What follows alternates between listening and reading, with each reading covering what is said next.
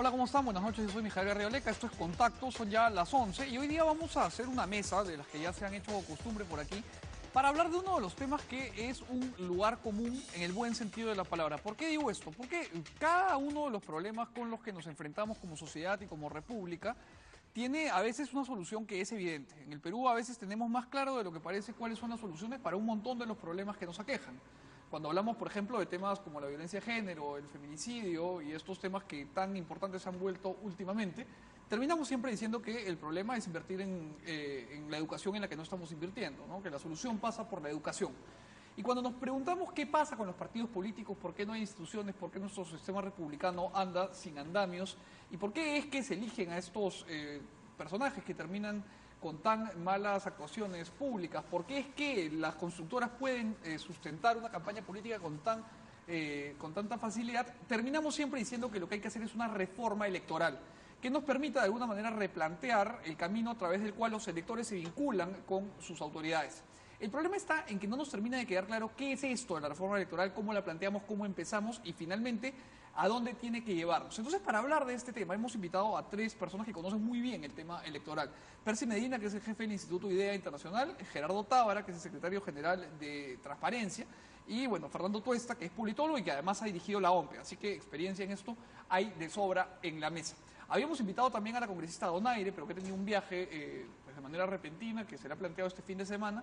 Y también iba a venir el congresista Johnny Lescano, que ha tenido un problema de salud. Por suerte no es nada grave y desde aquí le mandamos un abrazo. Esperamos que se mejore pronto para que pueda venir a conversar con nosotros. Así que no más preámbulos, tenemos todo el programa de hoy en nuestra mesa para poder entender esta reforma electoral. Las preguntas las recibimos en nuestro Twitter arroba contacto N-bajo, ahí lo tienen ustedes en pantalla. Así que nada, el tema está planteado y vamos a comenzar con este asunto que es tan importante. Ahora, tenemos una imagen con la que quiero plantear el inicio de la conversación y habla sobre las nuevas leyes que se van a aplicar desde los comicios de octubre. Es decir, qué cosas ya cambiamos. Porque como saben ustedes, vienen las elecciones municipales y regionales y hay un compendio de leyes que se van a aplicar desde este nuevo proceso. Y lo tienen ustedes ya en pantalla. No se va a impedir, pues esto, ¿se acuerdan? Fue un debate importante en el Congreso, que se postulen narcotraficantes, corruptos y violadores, digamos, condenados. Y esto lo vamos a ir desmenuzando mientras conversamos. Así que vamos a este cuadro a tenerlo como ping-pong para poder ir viéndolo mientras vamos iniciando la conversación. Así que les doy las buenas noches a los tres. Muchas gracias por acompañarnos. Y de repente podemos hacer un resumen rápido, ejecutivo, entre los tres, de qué cosa es la reforma electoral. Porque todos sabemos que hay que perfilar mejor nuestro sistema. Pero cuando decimos reforma, reforma, reforma, ¿a dónde apuntamos? Fernando. Yo creo que hay un uso elástico del término, porque hablamos efectivamente de reforma hace ya mucho tiempo. En realidad, no toda modificación de las normas electorales constituye una reforma, aun cuando toda reforma electoral exigen modificaciones de las leyes electorales. Y entonces yo creo que hay que entender reforma electoral, aquel conjunto de modificaciones en las normas que apuntan a modificaciones importantes en la regla de juego de la competencia en la política. Por ejemplo, si hay algunas normas, podría ser, digamos, la eliminación de la ley seca, ¿no? Es una norma administrativa interesante, pero que no tiene impacto sustantivo en la regla de juego. Pero cuando se habla además de reforma electoral, esta constituye una parte de un ámbito mayor que podemos entender como reforma política. Y entonces, por ejemplo, una reforma política que es importante ya llevar adelante es, por ejemplo, sobre el diseño del Parlamento.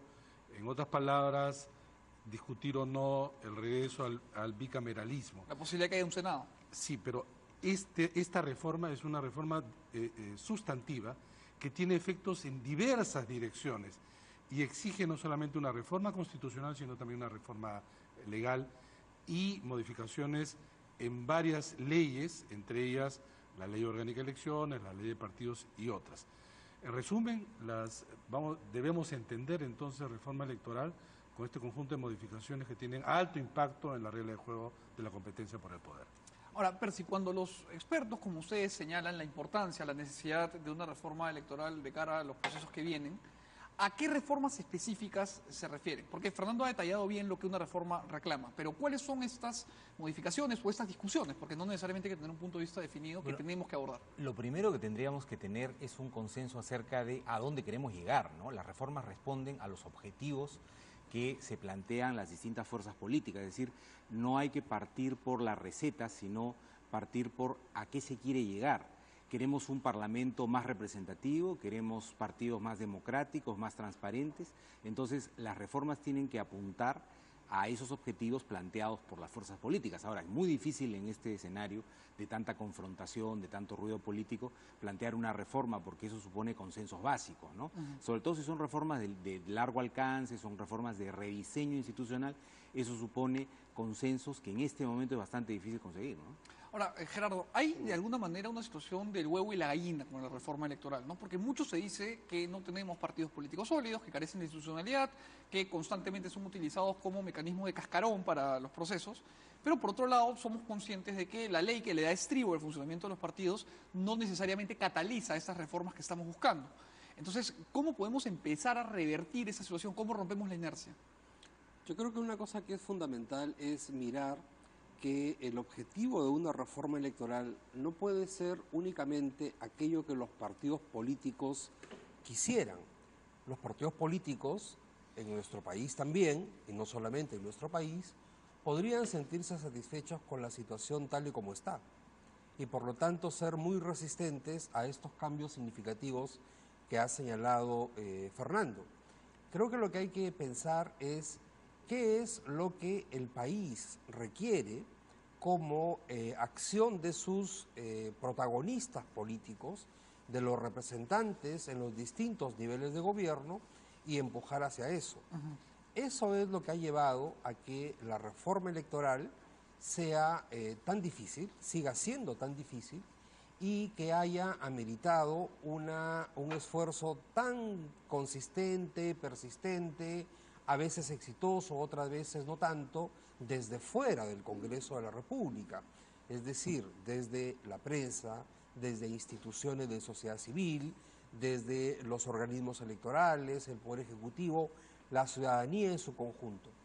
¿Qué es lo que se reclama? Yo diría que en este tiempo, fundamentalmente, es clave evitar que la política en general, no solamente los partidos políticos, siga siendo penetrada, y digo siga siendo porque ya está por penetrada, poder, ¿no? por intereses ilícitos. Claro. El narcotráfico, la corrupción, la tala ilegal, la minería ilegal, la extorsión, la trata de personas. Y por otro lado, que los actores políticos y las instancias de decisión política, municipios, gobiernos regionales, Congreso, Poder Ejecutivo, sean más representativos de lo que es la sociedad peruana.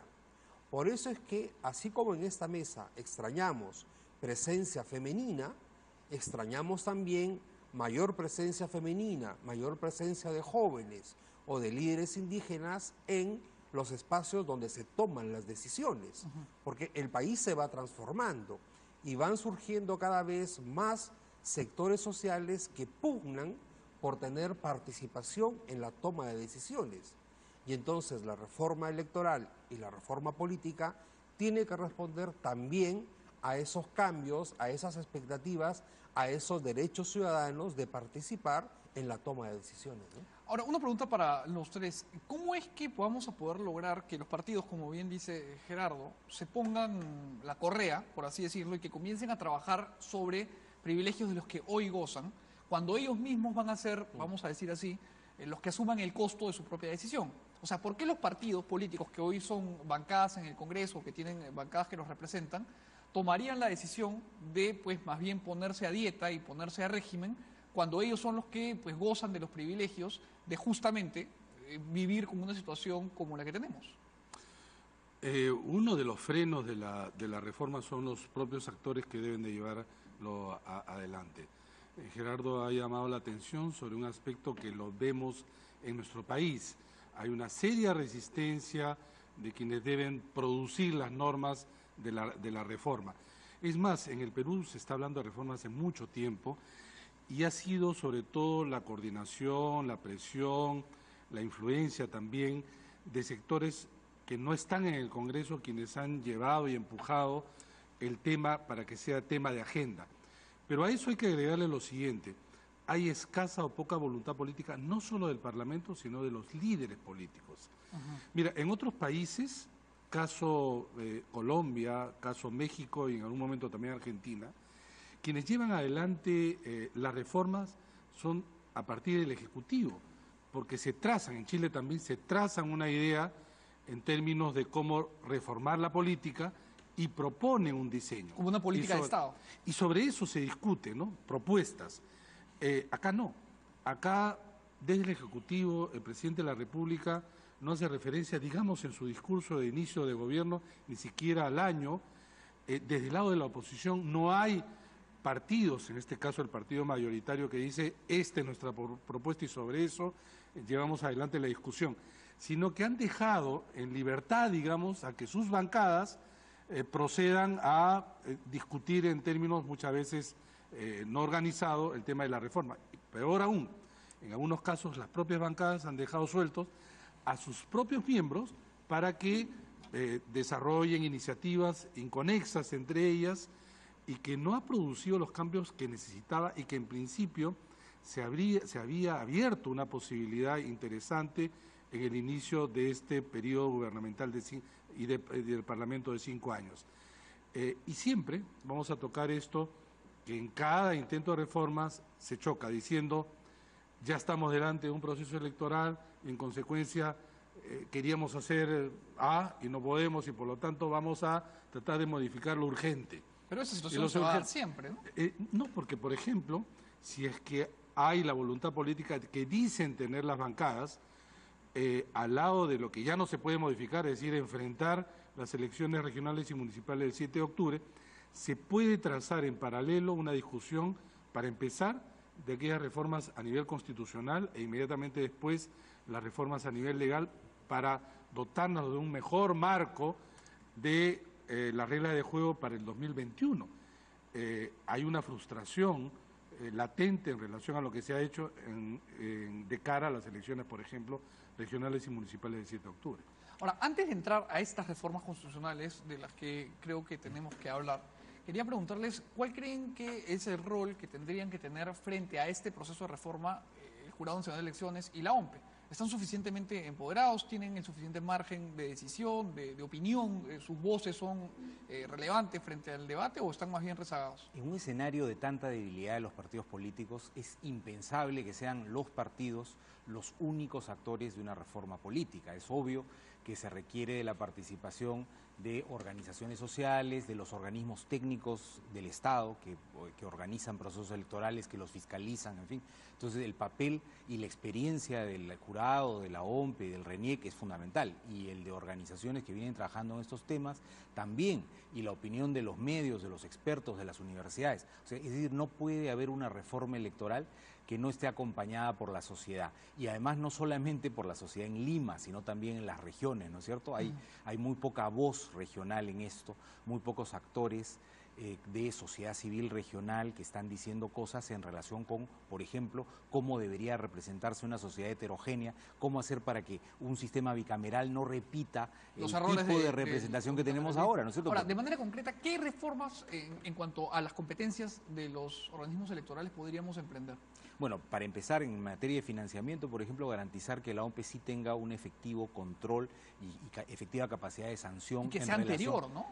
Por supuesto, control previo, control posterior, control concurrente, que haya la posibilidad de sancionar de manera significativa las violaciones de la normatividad, que puedan participar más activamente en la organización de las elecciones internas de los partidos, para que las candidaturas respondan a procesos que sean creíbles y no a cosas ficticias que muchas veces se organizan en muchos partidos, que tengan un papel más claro en la organización de los padrones de afiliados, por ejemplo, para garantizar que no haya fantasmas al interior de los partidos votando, en fin, una serie de cosas que tienen que ver con la calidad de los procesos internos, incluso de los partidos, pero que tienen que ver también con cómo darle una mayor proyección al partido en relación con la sociedad.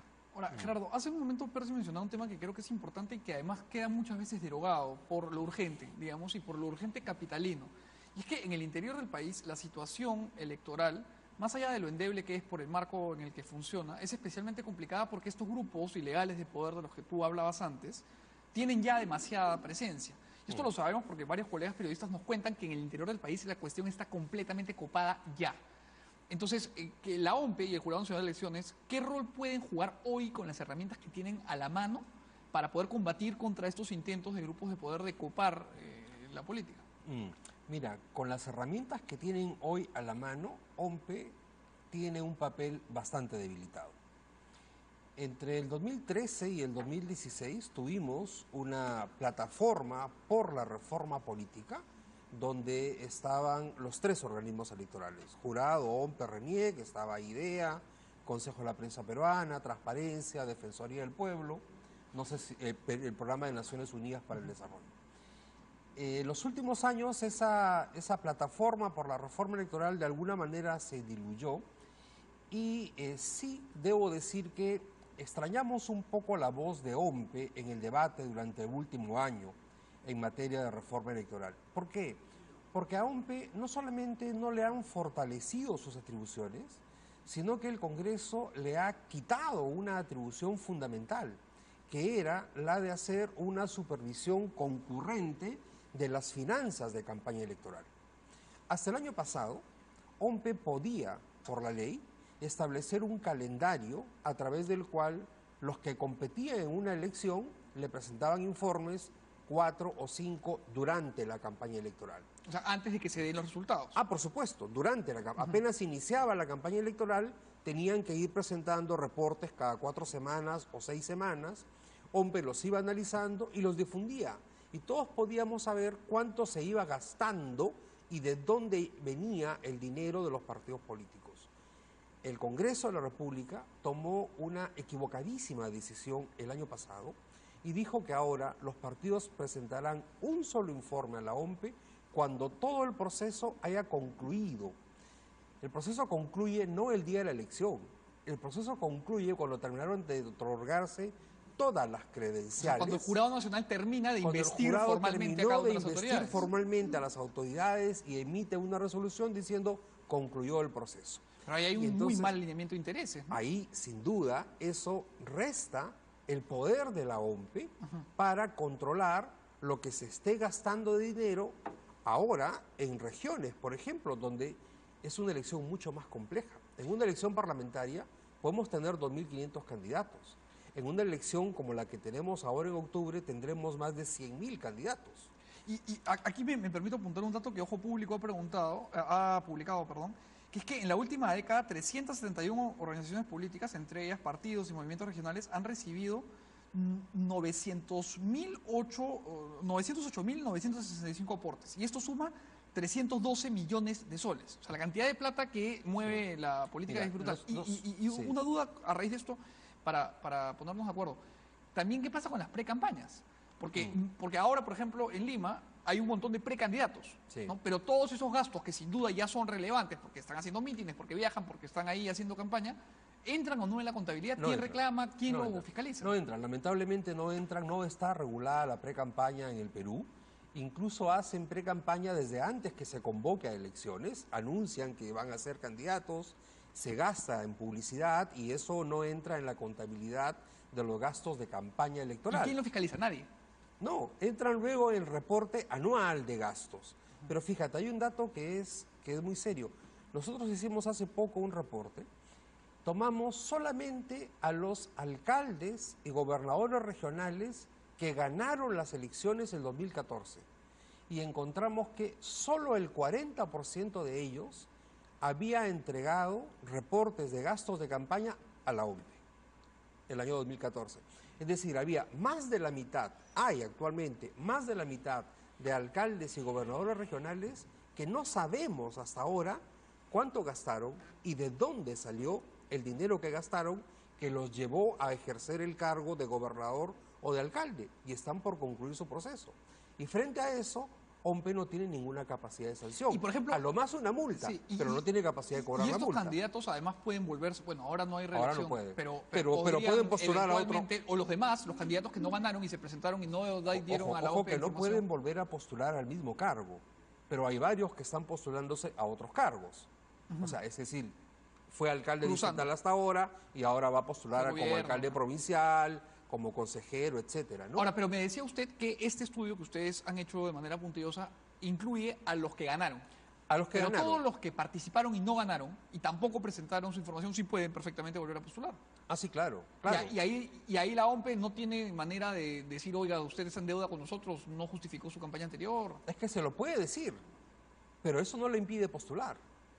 No le impide postular. Por eso es que una cosa que planteamos desde Transparencia, los organismos electorales, fue hay que aplicar sanciones de carácter político. ¿Como cuáles, por ejemplo? Por ejemplo, impedirle que siga compitiendo en elecciones por lo menos durante un periodo, o eliminarlo del registro de organizaciones políticas de manera definitiva si los casos son muy graves. Por ejemplo, la ley aprobada el año pasado prohíbe que un partido reciba dinero de alguna persona condenada o con prisión preventiva por narcotráfico, terrorismo, corrupción o lavado de activos.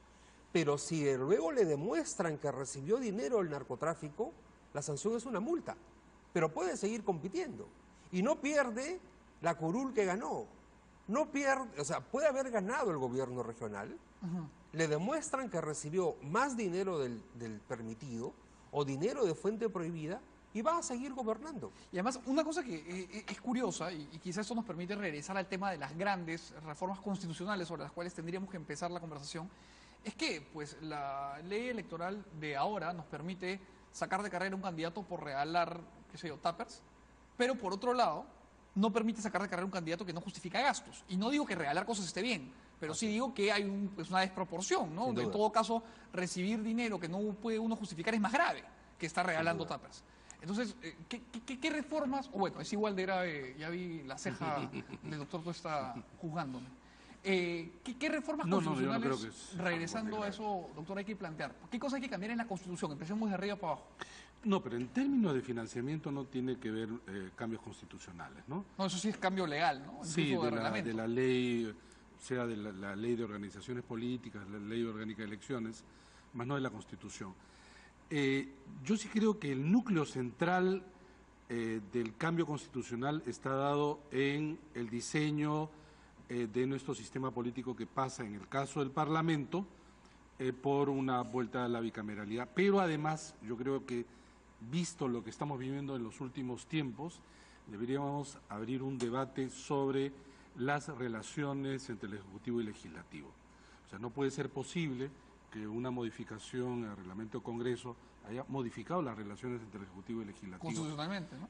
Que evidentemente eso mereció una reforma constitucional. Está hablando de la ley de incluso, multas. sí. La modificación del reglamento en relación al tema del voto de confianza, incluso el de la vacancia.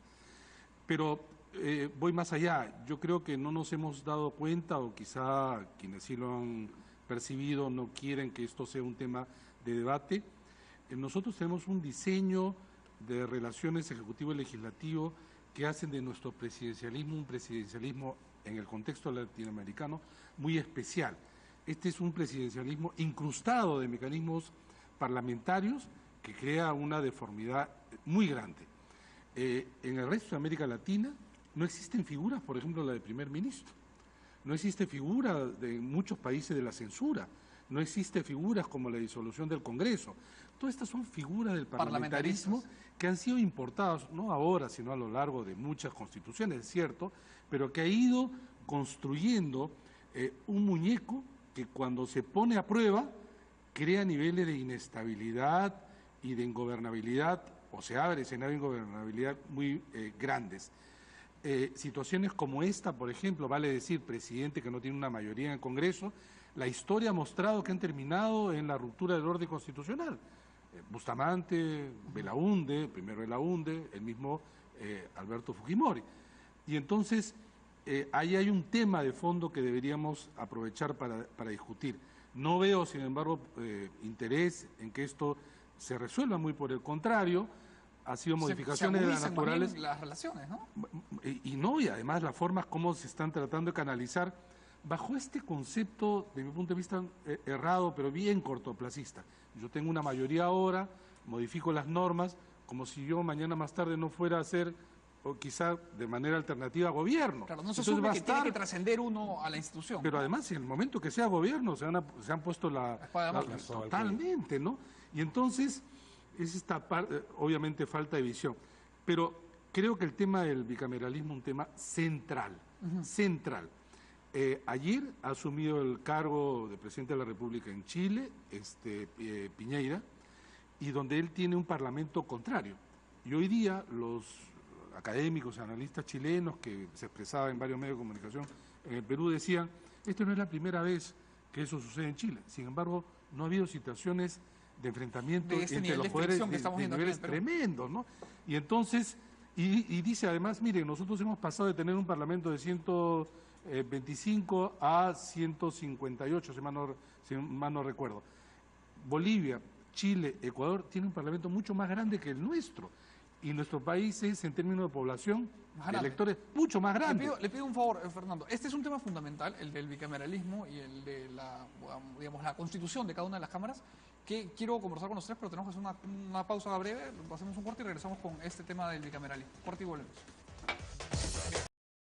Aporte de financiamiento público o privado. El aporte privado es el más escurridizo de poder fiscalizar, aquí y en todas partes. Tú ponle todas las formas posibles de atajos, de prohibiciones, etcétera, siempre habrá la forma de violar la ley. Ahora que el tema de Odebrecht, pero mañana será otra forma. Siempre se busca. Echa la ley, echa la trampa. Se puede mejorar eso, pero creo que donde es necesario apuntar es lo que ya han adelantado Gerardo y Percy. El 80%, el 70 y 80%, sobre todo en las grandes campañas, tiene que ver con publicidad en televisión. Si nosotros logramos cubrir ese espacio, ya reduce significativamente. ¿De qué manera? Yo sí creo que hay que ampliar con las modificaciones que ha señalado, y hay que idear quizá algunas modificaciones también en términos de acceso, etcétera, a la franja electoral necesaria, ampliar en el tiempo y en su cobertura diaria.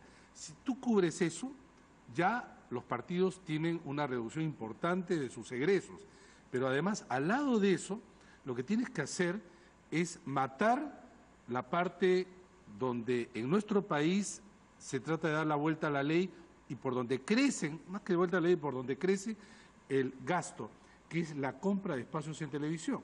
O sea, no es que le quitas a la televisión ese, de una manera también un buen negocio, sino que lo cubres, pero, por ejemplo, impides, como hay en México, Brasil y Chile, impides que los partidos compren un sol más en espacio de televisión. Entonces se pone un tope a la posibilidad de compra.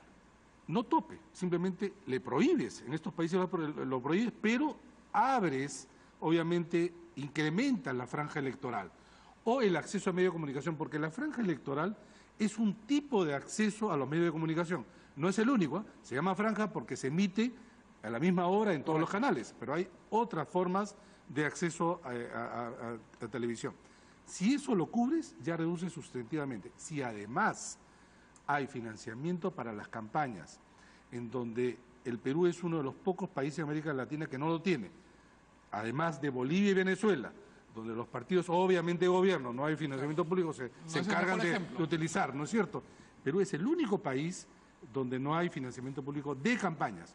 Si tú cubres esos dos espacios, ya reduces el espectro de posibilidades. Tremendamente, porque el partido ya no está tan vulnerable a quienes ostentan el dinero. Puede ser las grandes corporaciones o el dinero mal habido. Y allí yo creo que sí se puede ya regular ese espacio corto donde no está cubierto justamente por este financiamiento público de los medios de comunicación y el financiamiento de las campañas. Yo creo que por ese lado deberíamos de situar las modificaciones a la norma. Ahora, tenemos que hacer un corte, pero cuando volvamos quiero plantearles de una vez un tema que quiero retomar luego. Y es que muchas veces los ciudadanos nos sentimos a la deriva y sin ninguna capacidad de contestar el poder de los políticos cuando decimos, bueno, pues ¿cómo van los políticos a aprobar esto si es dispararse al pie? Pero creo que sería importante pensarlo y conversarlo después del corte, que si los políticos se dan cuenta de que los ciudadanos están buscando, como decía Pérez hace un momento, una reforma, pues se va a generar un bolsón electoral de gente que quiere una reforma y pues el político que lo haga terminará ganando, ¿no? Entonces, de repente, a través de un cambio así, cívico, podemos hacer esto atractivo para los políticos. Entonces, vamos a hacer un corte y regresamos con cómo podemos cambiar un poco esa perspectiva. Corte y volvemos. Ya estamos aquí de vuelta y justamente, como suele pasar en el corte, estábamos ya encauzándonos en una discusión bien interesante que acaba de plantear Gerardo, ¿no? Que es, ¿cómo hacemos para que grupos ajenos a los partidos no financien campañas sin necesariamente pues meter la plata al partido? Exactamente. Que es también una manera de sacarle la vuelta a la ley. O sea, en el Perú se ha regulado la neutralidad del Estado. El Estado no puede comprar publicidad durante el periodo electoral. Tiene que dejar de hacer propaganda, etcétera, durante el periodo electoral. Ok. Pero acabamos de ver el caso concreto de Confiep. El señor Barata dice que le dio 200 millones y los directivos de Confiep dicen que ellos hicieron una bolsa. $200.000, perdón. Sí, no, $200.000. Pero los señores de Confiep reconocen que ellos hicieron una bolsa de 2 millones para una campaña en favor de la inversión privada. Sí. Que cuando uno la mira y ve el momento en que se produce y además lo asocia con el señor Barata diciendo era para determinada campaña, obviamente era una publicidad electoral que Claro, lo que pasa parecía es que en una segunda vuelta, no era. pues, defender una idea es atacar a otra, Ok, ¿no? y Se vuelve entonces dialéctico el tema. es una manera de sacarle la vuelta a la ley. ¿Cómo regulamos eso? Lo que tú dices, ¿cómo hacemos para impedir que entonces no sean otros los que compren esos minutos de televisión que Percy dice deberían estar prohibidos y los compre a nombre, no para, o sea, para el partido sin que sea el partido el que los compra? Claro, lo que pasa es que ¿no? esto que Gerardo plantea a mí me parece fundamental, porque digamos que hay una segunda vuelta y está el partido A y el partido B. Y el partido A defiende pues un ideario y el partido B, como suele pasar en el Perú, básicamente niega el ideario de A, ¿no? Entonces hay esta dialéctica entre esos dos partidos. Yo puedo comprar pauta en televisión y no poner el nombre de ninguno de los dos partidos y atacar a las ideas de uno y básicamente ya estoy haciendo campaña por el otro. Entonces, ¿cómo a través de la ley podemos prever una situación así? Porque, y esto Fernando de repente nos puede ayudar a comentar, pero en Estados Unidos, en Inglaterra, en las democracias, digamos, más sólidas del mundo, también hay este problema. Así es. Claro. No, en el caso peruano, claro, mucho del montaje de nuestras normas está basado ciertamente en prohibiciones, pero hay algunas que son efectivas y otras que no lo son. Y esta es la típica sacada de vuelta, como ha señalado Gerardo, que no tuvo obviamente el impacto requerido, muy por el contrario, creo que causó una contracampaña porque era tan desbordado la forma como se hacía a favor de un candidato, pero lo importante acá es lo siguiente. Sí es posible señalar, por ejemplo, que durante campaña electoral, así como el Estado no puede comprar espacios, ningún actor político ni en general puede comprar espacio en televisión referido a la campaña electoral. Yo creo que eso es básico. Pero hay otras cosas, ¿no? El tema, por ejemplo, que tú lo anunciaste temprano en relación a las dádivas. Esto parte del supuesto que los candidatos compran votos de manera indirecta ofreciendo dinero y bienes. Ya estuvo en la modificatoria de la ley para el año 2016 y que se ha modificado el 2017, sobre todo haciéndolo en 2 pasos en términos de sanciones. Lo que va a ocurrir, sin embargo, es que en estas elecciones del 7 de octubre se van a multiplicar los casos de denuncias en relación a dádivas. Lamentablemente eso va a colocar en una situación de extremado riesgo, no solamente en algunos espacios, en algunos ámbitos, perdón, de las elecciones, sino que va a haber una recarga en las funciones y en la carga procesal. O sea, de que OMPE el y el regulador Jurado va a Nacional. estar Mira, topado de todo denuncias. aquel que va a ser, se le inicia un proceso administrativo electoral en la OMPE, de todas maneras va a apelar. Esto va a llegar al Jurado Nacional de Elecciones y que sus 5 miembros van a tener que resolver una carga administrativa derivada del tema de las dádivas. Entonces, esto que es muy popular y se cree que limpia la competencia, yo creo que no lo hace, lo recarga. Hemos debido ir hacia discusiones y temas de solución como los que estamos hablando, y esto que por el contrario, repito, es muy popular y se cree que limpia la competencia, no lo hace, y por el contrario, sí recarga el trabajo de los organismos electorales. Esta posición, Fernando, te pido que la desarrollemos un poquito porque me parece bien importante. Mucha gente ha considerado, y estoy de acuerdo contigo, que esto de prohibir las dádivas, los regalos, el polo, el calendario, el tupper, ha ayudado a que la política sea más limpia. Pero lo que nos está diciendo es que no es así. ¿no? Y no en varios sentidos. Claro, siempre va a haber el caso del personaje que supuestamente ofrece dinero, etcétera. Pero además se parte del supuesto de que efectivamente se cumple el voto. En el Perú ya hay estudios, bueno, Paula Muñoz ha demostrado además en un estudio de su tesis doctoral que no hay una relación pues entre la supuesta oferta y la compra de votos. Básicamente la gente es mosca, o sea, te recibe el polo, el calendario y va y vota por otro. Viene el otro candidato y le dice exactamente lo mismo, yo voy a votar por ti, entrégame todo lo que en ese momento me ofreces. Pero a lo que voy es que esto va a ser una recarga, no va a solucionar el problema y el tema es el siguiente. Imagínate tú, a nivel regional tú sabes que hay segunda vuelta. ¿Cuánto dura un proceso administrativo electoral entre que se inicia y termina? Según los tiempos que hemos más o menos calculado, 3 semanas, un mes. ¿Tú te imaginas si los dos candidatos que pasan a la segunda vuelta estén procesados y luego se decide o se resuelve que deben ser sancionados cuando ya son elegidos uno de ellos, digamos, gobernador? Esto va a traer mayores problemas de los que trata de resolverse. Y el problema, repito, de la dádiva, siendo popular, es una más de las leyes electorales que, nuevamente, aparecen como populares y, sin embargo, creo que crean más problemas de los que busca resolver. ¿Y les parece que, Percy, que estas reformas en las que nos estamos enfrascando están premiando la forma, la cosmética, la tribuna, como por ejemplo este tema de las dádivas, y nos estamos olvidando de lo de fondo, o hay que ver todo a la vez? Sin duda, yo creo que muchas de las reformas han sido puntuales, ¿no? No es que no haya que hacerlas, sino que no se ha ido a los temas de fondo y es a lo que habría que ir inmediatamente después. Ahora, en materia de dádivas, por primera vez se va a aplicar la reforma que se ha hecho a fines del año pasado y yo creo que lo que dice Fernando es cierto como riesgo, pero las autoridades electorales tendrán que garantizar que ese riesgo no sea efectivo y hay manera de hacerlo, ¿no es cierto? A través de una reglamentación muy precisa, de establecer procedimientos y también de establecer cómo es que se prueba una denuncia sobre dádivas. Ahora, a mí me parece bien que quede muy claro que eso está prohibido, porque no puede ser que sea un mecanismo natural de campaña el entregar dádivas, ¿no? Claro, obviamente el sistema, ¿no? Lo que dice Fernando también es cierto, no hay una relación directa entre la entrega de dádivas y el conseguir el voto. Sin embargo, cuando un candidato empieza a entregar cosas, los demás tienen que ponerse las pilas y hacer algo todos lo en la mismo. misma carretera. Entonces, eso también te incrementa los costos de una campaña de manera absurda. Entonces, sí me parece importante, como esfuerzo de la sociedad, el impedir que las campañas se basen en la entrega de regalos. Claro, por eso además no es política. Sí, ahora, Gerardo, te quería sí. pedir un favor. Hay un par de televidentes que nos han hecho generosamente preguntas sobre estos temas y quería que me ayudes a responder la primera, rapidito. Ahí está. Nos dice, nuestra Constitución es un monstruo de Frankenstein que se desarma ante la presión, pero ¿qué sería lo más adecuado de realizar primero?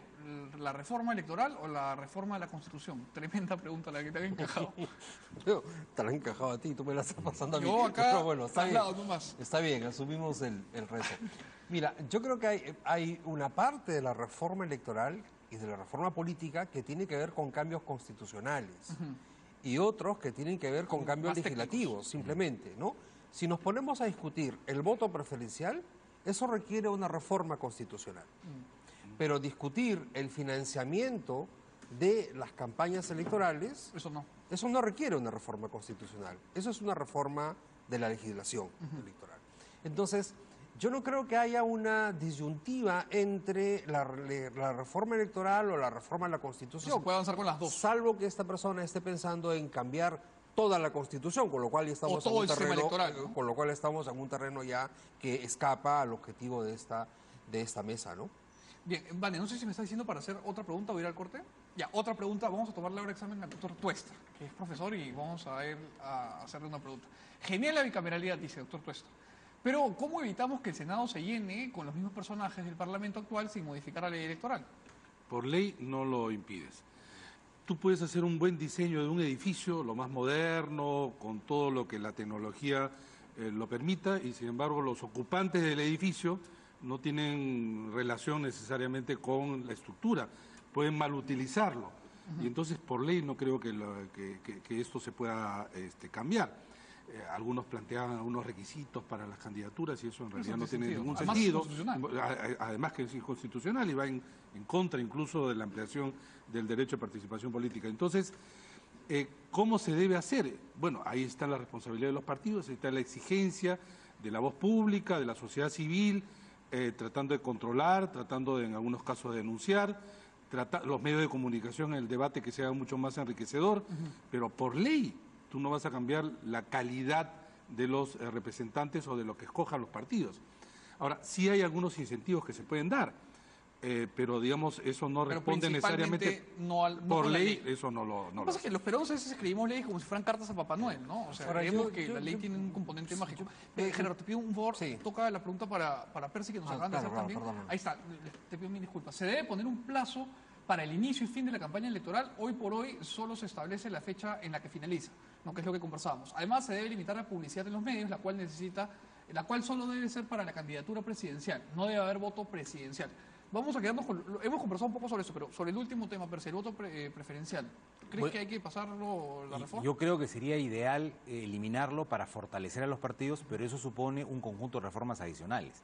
Hay que establecer normas para garantizar equidad entre hombres y mujeres, hay que establecer mecanismos de democracia interna para que las listas no sean puestas a dedo por los dirigentes, sino que respondan a un proceso interno de selección de candidatos. En fin, es una reforma un poquito más compleja, pero sí, yo tendería a pensar que habría que eliminar el voto preferencial, y también estoy de acuerdo con que habría que limitar las campañas estableciendo muy claramente en qué momento empiezan, en qué momento terminan y qué es lo que se puede hacer en ese interregno, ¿no? Bien, vamos a hacer el último corte y con este nos vamos. Adelante.